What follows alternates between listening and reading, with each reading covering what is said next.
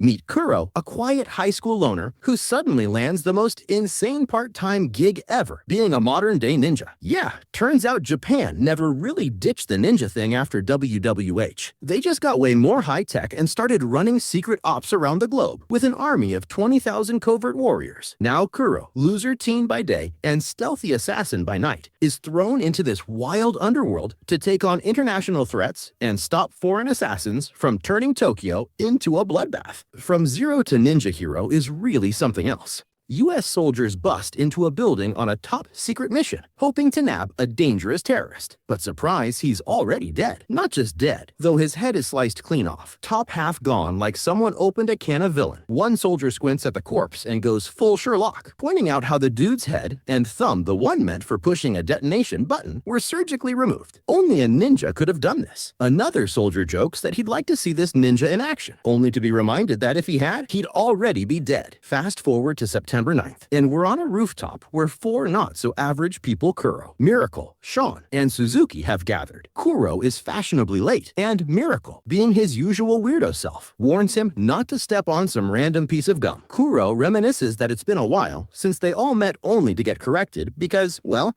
Miracle saw him just the other day at a rundown apartment. Kuro brings up Miracle's lightning burns, and Miracle shrugs it off, saying he's hiding the scars with makeup, and they won't heal until he takes Kuro down, whatever that means. Kuro, ignoring all of this, steps on the gum anyway. Then he turns to the only girl in the group and asks for her name. She starts listing off her many ninja handles before just saying it's Suzuki. Kuro's annoyed because that's a super common name and declares she wins the boring name contest. Miracle's name ranks 1,500th, so he doesn't even get to compete. Kuro then rants about how stupid it is to meet on a bright, wide-open rooftop like they're in some action manga. Miracle defends the decision with its standard procedure to look cool in group poses, but Kuro's not having it. Snipers could be watching. Sean tries to calm things down and points across to another rooftop where the enemy has also gathered, like literally doing the same dumb thing. Kuro calls them equally stupid and asks who they're dealing with. Sean drops the name, the Rear Enders, a division of Japan's Ministry of Health, Labor, and Welfare. Yep, that's their real name. Miracle wants to attack first as always, but Kuro stops him, flexing that he once defeated the dick-slicing foreigner. Kuro, always the tactician, sizes up the enemy and points out that the biggest one is probably not the strongest. His money's on the smaller one, with the creepy painted face. To stay low-key, Kuro switches to code speak and tells Sean to hit a specific enemy with a laser pointer on his signal because the real threat is actually their director. Then he dips from the rooftop, muttering about how his life ended up this ridiculous. Now, rewind to July 22nd. Kuro's just chilling in his apartment, bored out of his mind and launching toothpicks at the ceiling for fun, rating each shot like it's Olympic-level entertainment. Then some mysterious guy just appears in the room, spooking Kuro, who realizes he didn't even hear him come in. Clearly, this dude's a career ninja. He tells Kuro that too many non-career ninjas are either failing or ghosting the system, so they're doing surprise check-ins. Kuro's like, don't worry, I'm not running. Just give me a job. The man warns him that if he does run, the organization will erase him. He hands Kuro a mysterious package and throws in some shade about the downfall of Kuro's once glorious ninja clan. As he leaves, a toothpick falls, and when Kuro reaches for it, the guy intercepts him like a hawk, only to praise his precision. 10 out of 10, he says. Inside the package is a school blazer with a hoodie undercover high school ninja mission. Kuro realizes he's gotta infiltrate Kodan High. He almost calls the school to enroll himself, but hangs up because, duh, parents handle that stuff. So he heads to his drunk neighbor, Kawato, for help. She's stuck on the toilet, asking him to pass the TP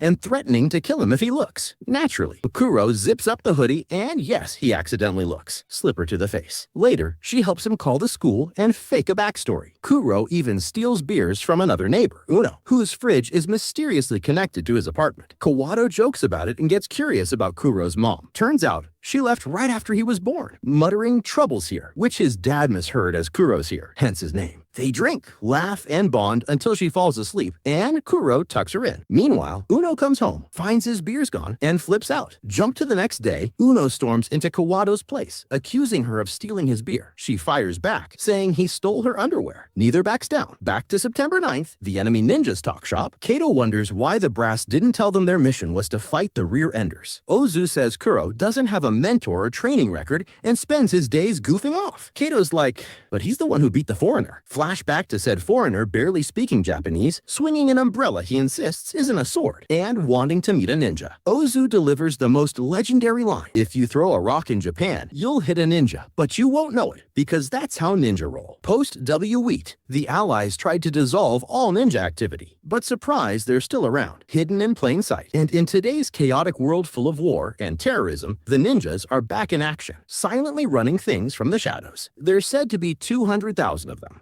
Kuro doesn't mess around. Standing toe-to-toe with the leader of the rear-enders, he calmly tells her to surrender if she wants to keep breathing. But she whips out a spinning dagger that could tear through his supposedly blade-proof hoodie like it's made of tissue paper. Still, Kuro stays chill and tells her to check her arm. A red laser dot is dancing on her hand, and he explains if he gives the word, say goodbye to her limb. Meanwhile, Kato brings up a memory from this summer, a particularly disturbing case involving a foreigner who was on a very specific mission, slicing up male body parts while ranting about ninjas. The brass freaked out and sent a few G9 baby ninjas, basically, to take care of him. Ozu remembers the guy too. He was the first person to meet him. Flashback to July 23rd, when that foreigner landed in Japan with big ninja dreams. The dude wandered around, running into all kinds of weirdos, including an old man who chased kids offering them breast milk. Yep, Japan's got characters. While snooping around, the foreigner spotted a mysterious symbol by a post and a sign that basically said, "Pee here and lose your junk." Naturally, he figured it had to be a secret ninja code. He called a buddy in Germany to confirm. Buddy says, yep, definitely ninja stuff. The note's basically a kill order. You pee here, you lose your thing. The foreigners all in slice a few guys and the ninjas will show up. He thinks this is the path to becoming a ninja so he can save his daughter back home. At home, Uno is having his own crisis, dressing up in Kawato's bra. Kuro walks in like, "Wanna tell me about that over a drink?" Turns out, Uno's beer stash was raided again, but Kuro knows he's hiding a bottle of plum brandy from his mom. As they drink, Uno confesses his shame. 2 weeks ago, he saw a flying bra, grabbed it, then threw up in it. He cleaned it the next day, but figured returning it clean would be even weirder. Makes sense, kinda? Kuro's still like, why are you wearing it? Suddenly, the news blares a report about a mysterious attacker known as the Narima Slasher leaving a message. "I want to be a ninja." Kuro, hearing this, realizes he might have more to do than just hang around until school starts. Cut to that night, July 24th. The breast milk guy is about to relieve himself again, and the foreigner sneaks up and slices him, except it's not the real deal, just a sausage. Plot twist, the old guy is a ninja. The foreigner pulls a knife. The old man blocks every attack like it's nothing. Then the foreigner pulls out a gun and bangs, still no blood. The old dude turns half invisible and bolts. Magic? Nah, ninja. Earlier that day, Kuro decided to try on the bra himself because, sure, why not? Kato shows up mid-fashion show, and Kuro awkwardly claims he's practicing being a weirdo to keep strangers away. Kato ignores the bra and notices the hoodie from the mission package. Kuro admits he's just waiting to infiltrate a school, but Kato drops a side quest, find the Narima Slasher. Kuro's suspicious. Kato definitely flinched at the hoodie. Fast forward to September 9th, present day. Kuro zips up the hoodie, mutters a code phrase, and bam, he's half invisible. The rear-ender leader freaks, recognizing it as a Mauritian model 4.0 top-tier ninja tech. She lunges, but Kuro clocks her in the eye and breaks her arm on a rail. Kato, watching with Ozu, whispers, "Ever seen one of those in action?" Ozu shakes his head. Those hoodies are reserved for the best of the best. Back on July 25th, a little girl looks for the foreigner in a blue hoodie. She runs from the creepy milkman and finds the foreigner hiding under a shrine. He admits defeat. He fought a real ninja and lost. He asks her to bring water and confesses that he has a newborn daughter he'll probably never see again. Neither his shady employers nor the ninjas are likely to forgive his failure. Somewhere nearby, Kato chats with the old ninja Sasama, asking why he stepped back from the game. Sasama says he kept pushing forward, hoping for an end, but all he found were more doors. Now, he's convinced something bigger is going on. Why hasn't Japan deployed its 200,000 hidden ninjas in 70 years? Why are top-level chunin being recalled from overseas? Sasama believes it all points to one answer. The UN, not the United Nations, the Under Ninja.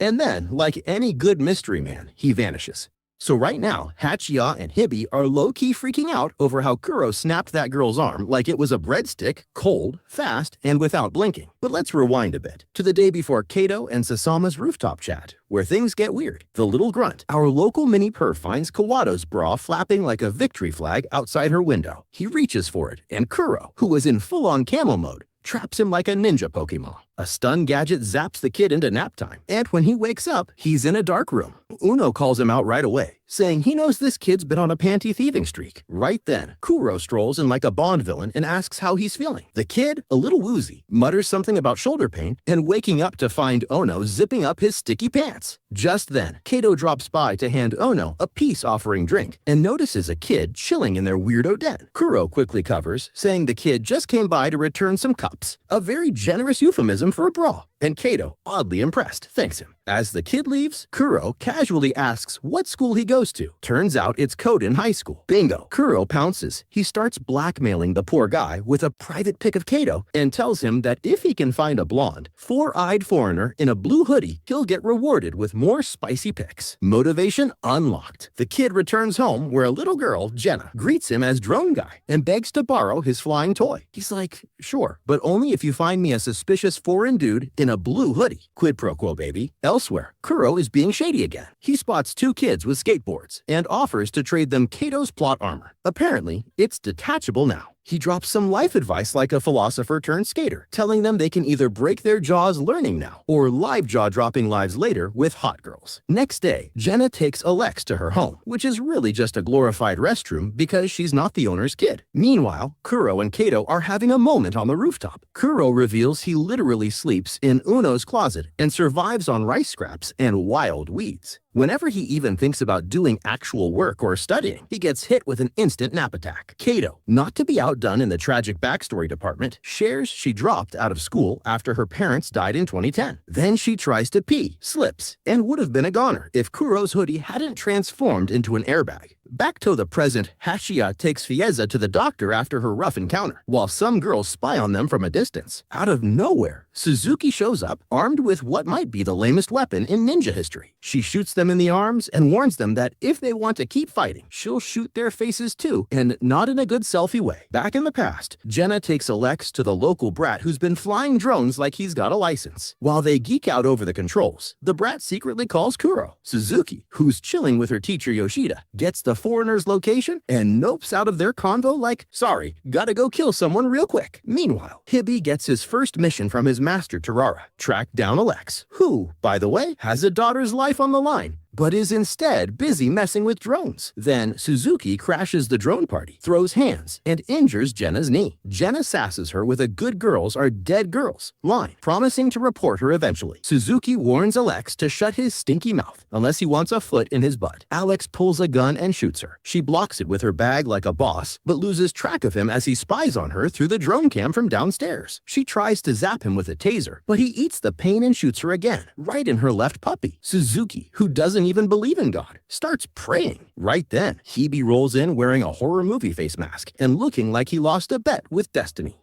Just after Sasama's mysterious vanishing act, we jump to Kato, who rings up the badass ninja lady that slices heads like it's her part-time gig. She picks up mid-battle, all chill, and he casually asks what version of the Marishitan gear she's rocking. She tells him it's version 3.5, and Kato has a light bulb moment. That means Kuro handed over the latest ninja drip to the battlefield already. Meanwhile, Hibby decides it's a great time to flex on Alex and pulls his attention, letting Suzuki sneak in like the snake she is. Alex tries to shoot Hibby, but Hibby just shakes it off like a champ and straight up stamps his dirty shoe on Alex's mug, knocking him down and sending the drone controller flying. Suzuki, ever the opportunist, snatches it and vows to win this round. Meanwhile, Azu and Tarara are sitting around trying to figure out what their mysterious higher-ups are plotting when surprised. Sasama strolls in and casually asks if anyone wants some organic milk. Just another Tuesday. Out of nowhere, a black car rolls by, camouflaged Kuro hitching a ride on it. It stops outside the apartment where all this madness is going down.